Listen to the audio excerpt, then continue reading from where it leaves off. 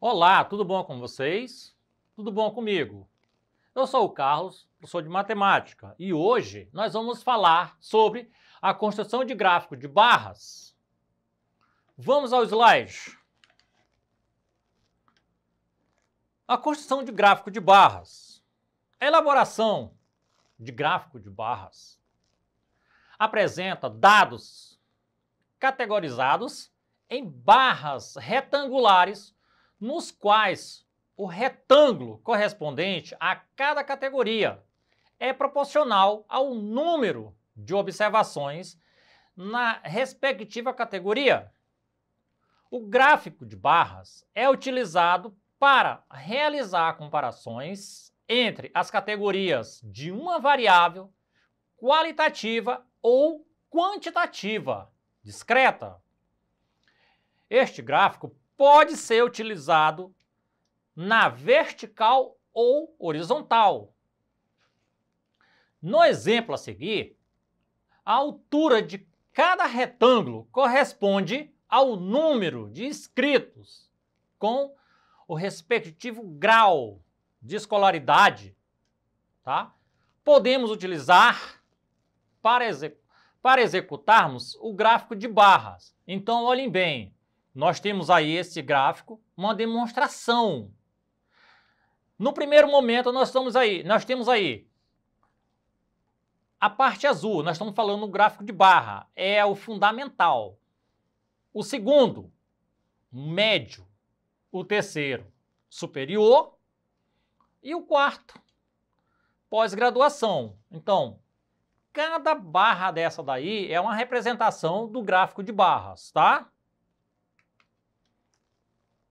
O que é o gráfico de barras? Um gráfico de barras é um gráfico que usa barras com comprimentos proporcionais para comparar dados entre categorias. As barras podem ser plotadas verticalmente, tá? O gráfico de colunas, ou horizontalmente, gráfico de barras. Os gráficos de barras são úteis ao comparar diferentes categorias de dados, mostrando tendências ou tempo de troca. Então, olhem bem, nós temos aí duas demonstrações, tá? E ele pode ser em diferentes modelos. Aí nós temos só a representação e modelos como eles podem vir, podem aparecer, tá? Então, olha esse aí também. Ele já é bem diferente desses dois aqui anteriores. O outro já tem satisfação de criança com base na permissão para comer doce. Então, observem que eles têm uma ondulação, ó.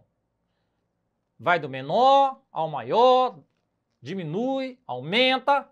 Então, o gráfico de barra, ele não é proporcional acima no nível só. Ele tem ondulações, ele pode crescer e pode diminuir. O gráfico de barras verticais são ideais para comparar medidas ou porcentagens entre 2 e 7 grupos diferentes. Como você pode ver, cada barra é separada por um espaço em branco. Por isso, o eixo X deve ser baseado em uma escala com categorias mutuamente exclusivas, como perguntas de múltiplas escolhas ou de caixas de seleção. Categorias baseadas em uma escala contínua são mais adequadas para histogramas. Veremos isso posteriormente. Quanto a este gráfico, os respondentes só podiam selecionar uma opção diariamente, semanalmente, etc., tornando sua análise cruzada com a satisfação perfeita para um gráfico de barra vertical. Então, olhe nesse gráfico também, pessoal. Esse gráfico também, ó, nós vamos falar aí número de vendas, tá? Em uma loja de departamento. Então, aí nós temos o primeiro azulzinho, o gráfico azul. Nós temos aí roupas femininas, roupas masculinas, roupas infantis, cama, mesa e banho. Então, esse gráfico aí, ele pode ser vertical,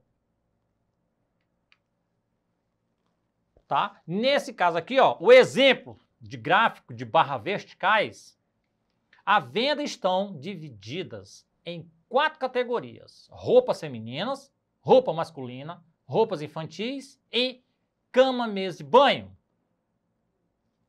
As barras azuis representam a quantidade de vendas de cada tipo de produto. Esse gráfico permite saber em poucos segundos qual o produto mais vendido e qual o menos vendido nessa loja. Também podemos representar esses dados utilizando um gráfico de barra horizontal.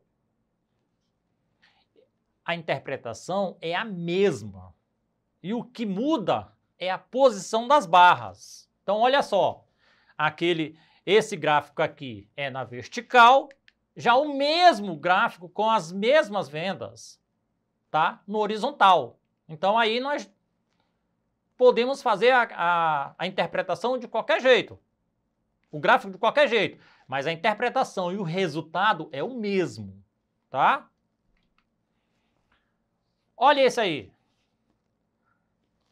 Esse é na horizontal, esse gráfico.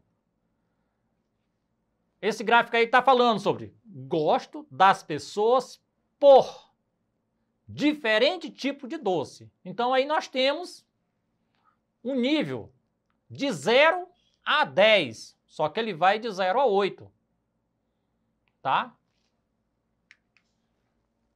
E aí ele vai falar, o gráfico de barra horizontal, ele é usado para comparar a média ou a porcentagem de 8 ou mais grupos diferentes, assim como o gráfico de barras vertical ou verticais.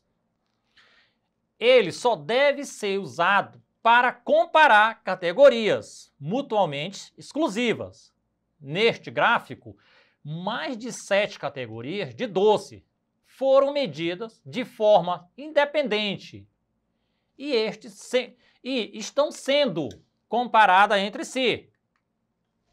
Também temos aí o gráfico em 3D. Então, falando nesse aí, observem, eu vou só falar da imagem. Se vocês olharem bem essa imagem, o gráfico em 3D, ele vai mostrar as barras e a parte de trás, tá? Que vocês podem observar bem, como ele também simplifica visualmente a quantidade, tá? Vamos ao primeiro exemplo. Observe o gráfico abaixo e veja a quantidade de áreas desmatadas até o ano de 2018 no Brasil. Aí nós temos essa variação no gráfico, tá? Nós temos uma variação. De acordo com o gráfico, em qual ano houve uma maior área desmatada? Então, observem bem. Olhando bem aí, nós vamos ter um deles. Resposta. De acordo com o gráfico acima, o ano mais desmatado foi no ano de 2018. Então, se você observar, no ano de 2018, nós tivemos aí 1,749, tá? De área desmatada. Portanto, aí a alternativa correta é a letra D. Vamos ao exemplo 2. O professor de Joaquim realizou uma pesquisa em sala de aula para saber quais são os esportes preferidos da turma. Veja o resultado no gráfico abaixo. Quantos alunos tem a turma de Joaquim? É uma pergunta boa. Se vocês observarem bem, o cálculo é simples. Então observem aí, ele fez uma pesquisa no futebol, no vôlei, ping-pong, tênis, no beisebol, natação, ginástica rítmica, golfe e skate. Se for prestar bem atenção, é uma soma, tá? É só somar. Quantos tem no futebol, quantos tem no vôlei, quantos tem no ping-pong, é uma soma. Uma questão dessa é uma pegadinha. Então vamos à resposta. A resposta é simples, é só observar as linhas do fundo do gráfico e contar a quantidade de cada aluno de cada barra. Então no primeiro nós temos aí, 6 mais 1, somando todos vai ser igual a 23. Portanto, a nossa alternativa correta aí é a letra B. Vamos ao primeiro exercitando. Observe o gráfico abaixo que indica o tempo médio de vida de alguns animais. Quantos anos a lontra vive, em média, a mais do que o lobo-guará? Olhando bem, a gente vai ver aí que tem uma diferença, né? Mas presta bem atenção na pergunta. Ele vai dizer quantos anos a lontra vive, em média, a mais do que o lobo-guará. É uma questão que parece difícil, mas ela é bem simples, tá? Vamos lá. Nesse caso, devemos pegar a idade da lontra e subtrair com a do lobo-guará. 60 menos 13, que é igual a 47. Portanto, a nossa resposta correta aí é a letra A. Vamos ao exercitando 2. A distribuição das idades dos alunos de uma classe é dada pelo seguinte gráfico. Aí nós temos aí, qual das alternativas representa melhor a média de idade dos alunos? Aí nós temos aí 5 alternativas. Observe que no gráfico nós temos, na linha vertical, no eixo Y, número de alunos e embaixo, idade, tá? A idade dos alunos. Vamos à alternativa. A resposta, bem simples. Note que o eixo X do gráfico fornece a idade dos alunos e o eixo Y fornece a frequência de cada uma das idades, ou seja, a quantidade de vezes que a idade aparece. Assim, devemos utilizar a média ponderada para calcular a média das idades deles. Então, vamos lá.